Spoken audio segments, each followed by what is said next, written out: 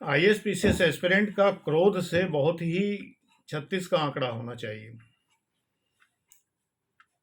तुम जब क्रोध में होते हो तो तुम तैयारी नहीं कर पाते हो, तुम्हें कुछ याद नहीं होता, सब कुछ सबलाइम हो जाता है, सब्लिमेट हो जाता है, उड़ जाता है। क्रोध एक विशुद्ध ऊर्जा है। बौद्ध सूत्रों में कहा गया है, विज्ञान भैरव तंत्र में कहा गया, क्रोध एक विशुद्ध ऊर्जा है। मैं पढ़ दे रहा हूं जो लिखा हुआ है, इसके बाद मैं आगे डिस्कस कर रहा हूं। क्रोध एक शुद्ध ऊर्जा है।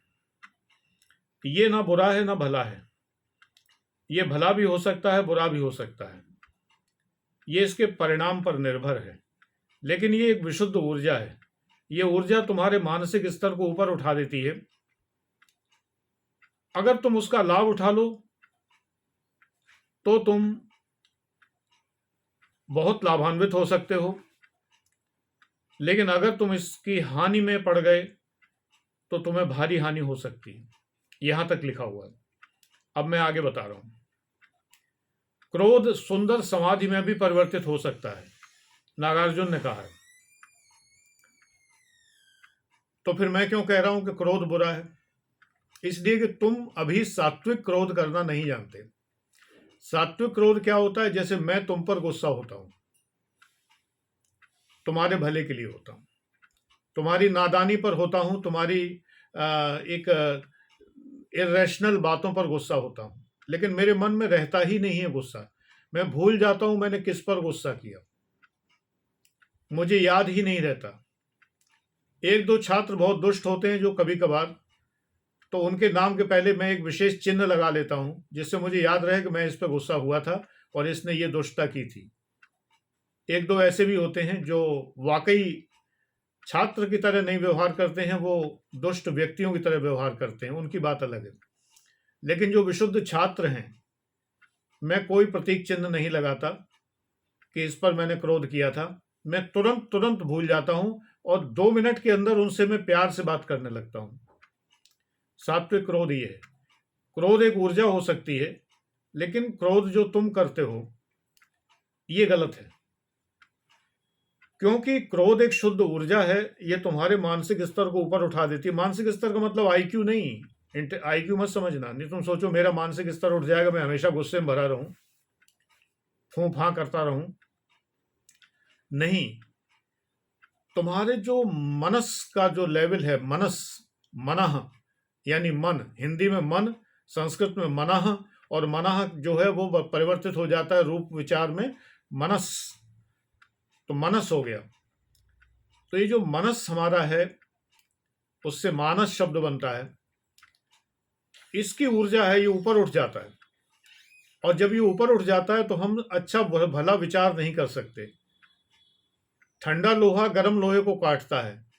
शांत चित्त व्यक्ति सदैव क्रोध में भरे हुए व्यक्ति के ऊपर भारी पड़ता है।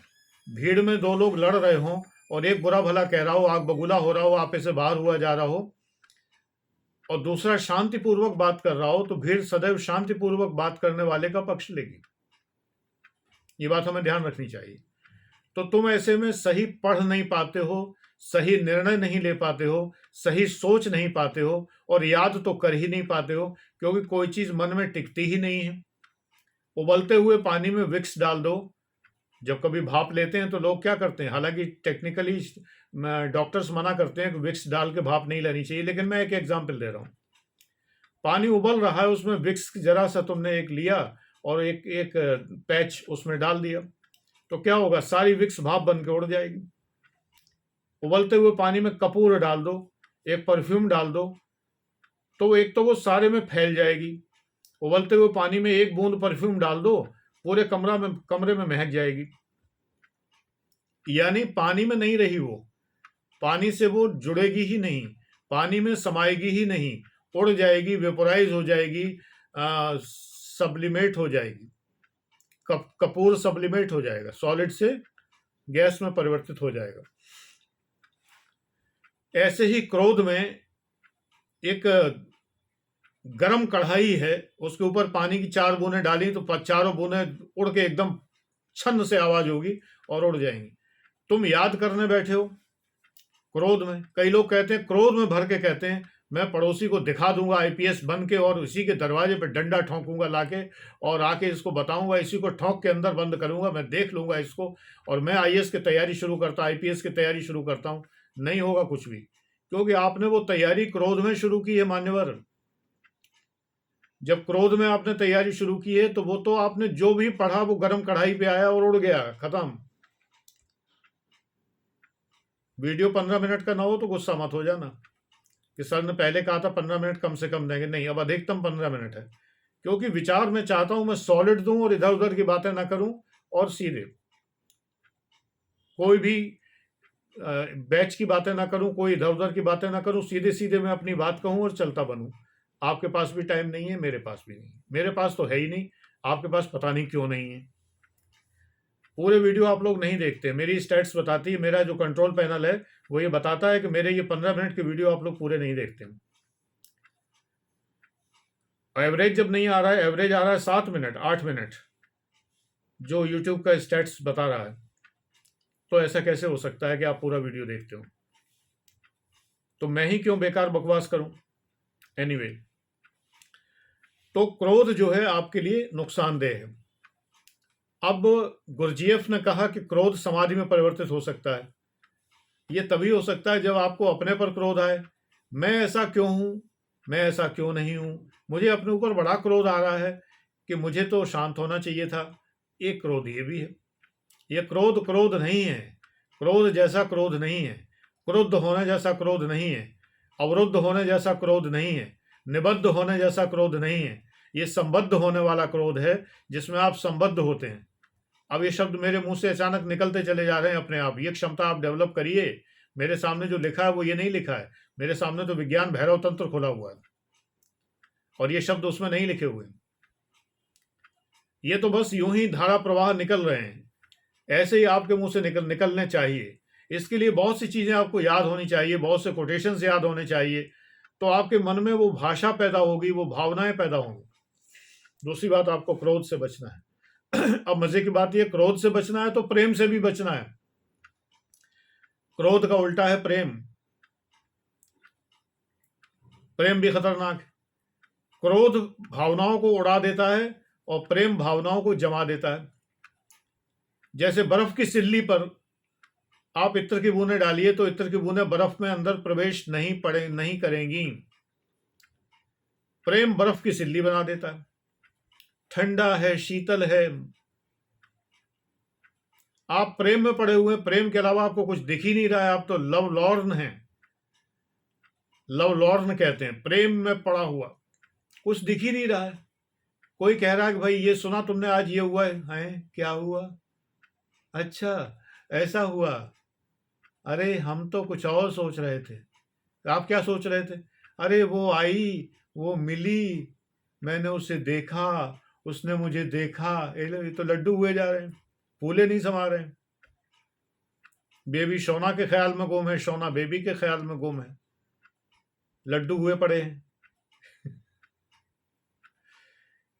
ये भी पढ़ने में बाधक है, अध्ययन में बाधक है, क्रोध भी बाधक है, प्रेम भी बाधक है, घृणा भी बाधक है। घृणा में मरे जा रहे हैं, जले जा रहे हैं, फूके जा रहे हैं।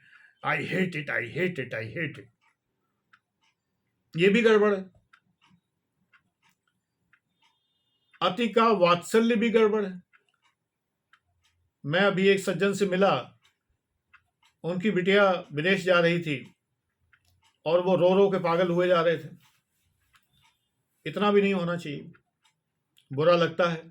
बेटी की विदाई भी, शादी हो चुकी है, विवाह के बाद विदेश जा रही, जैसा कि आजकल होता है, विदेश में सेटल होना बहुत बड़ी उपलब्धि है। तो विदेश में सेटल है दामाद, लड़की भी सेटल है। तो ऐसे लोग सेटल बोलते हैं, पता नहीं क्यों, मुझे नहीं पता ये लोग सेटल क्यों नहीं कहते हैं, सेटल बोलते हैं। गाजियाबाद है ना।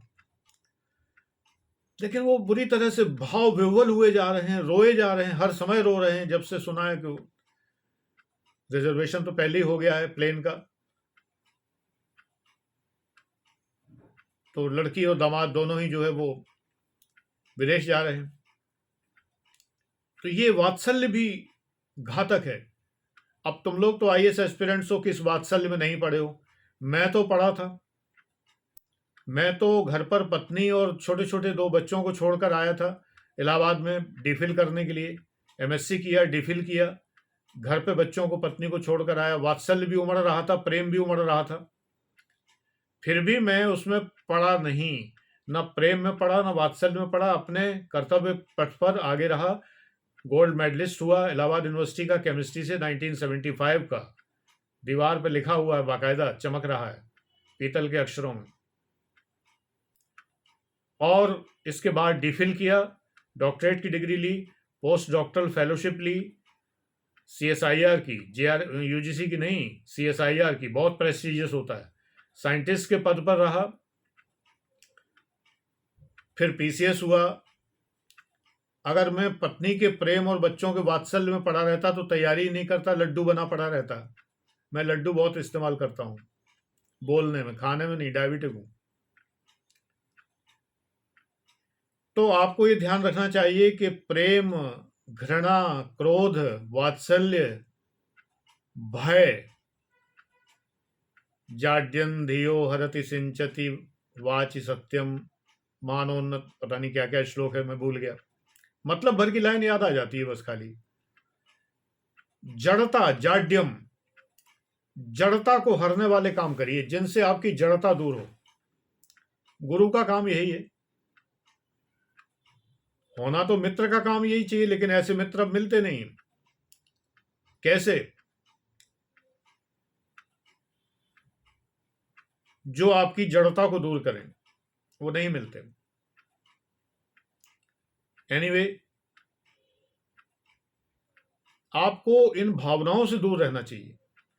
अगर भय आपके मन में है, पता नहीं मैं पास होऊंगा कि नहीं होऊंगा, मैं बन भी पाऊंगा कि नहीं बन पाऊंगा, अरे यार एग्जाम बड़ा कठिन होता है, अरे यार मेंस तो अरे यार जो है इंटरव्यू तो, अरे बाप रे मार डालते हैं एकदम, ऐसे ऐसे सवाल पूछते हैं, मैं आपकी बहन के साथ भाग जाऊं और मैं, अगर आपको पता चले कि आपकी माँ एक वेश्या थी, अरे बाप रे छी छी छी, कैसे गंदे गंदे सवाल करते हैं।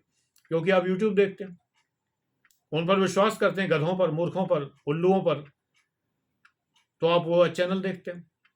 आप ये कभी नहीं सोचते, बुद्धि का प्रयोग नहीं करते कि इंटरव्यू में ऐसे प्रश्न नहीं पूछे जाते। तो ये जो भय है वो जड़ता के कारण होता है, मूर्खता के कारण होता है। एकदम इन मूर्खताओं से बाहर निकलिए, जड़ता से बाहर निकलिए। तो ये जो जाड्य है, जड़ता है, इससे दूर करने वाला कौन होता है? सन्मित्र लक्षणमिदं हि प्रवदन्ति संताः कहा गया, और गुरु दूर करता है। गुरु सच्चा मित्र होता है। अब अगर आत्मा को अपना गुरु बना लो तो आत्मा गुरु भी है, आत्मा मित्र भी है। ओम मित्राय नमः। सूर्य मित्र है हमारा, मैंने तो सूर्य को मित्र बनाया हुआ है। ओम भूर्भुवः स्वः तत्सवितुर्वरेण्यं भर्गो देवस्य धीमहि धियो यो न प्रचोदयात्।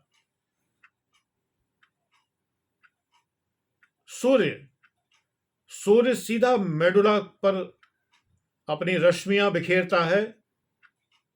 मैं तो निकलता नहीं हूं सूर्य की धूप में, लेकिन फिर भी जितना निकलता हूं, सूर्य भगवान कृपा करते ही। यहां से जो हमें ब्रह्मांड का ज्ञान प्राप्त होता है, वो सारा ज्ञान आकर यहां तक चला आता है। दूसरे शब्दों में, भावनाओं से दूर रहिए। Emotional intelligence, not emotions but emotional intelligence, मेरा सूत्र याद रखिए। आइए सो जाएंगे। 15 मिनट पूरे नहीं हुए, कोई बात नहीं है, बात पूरी हो गई। Thank you.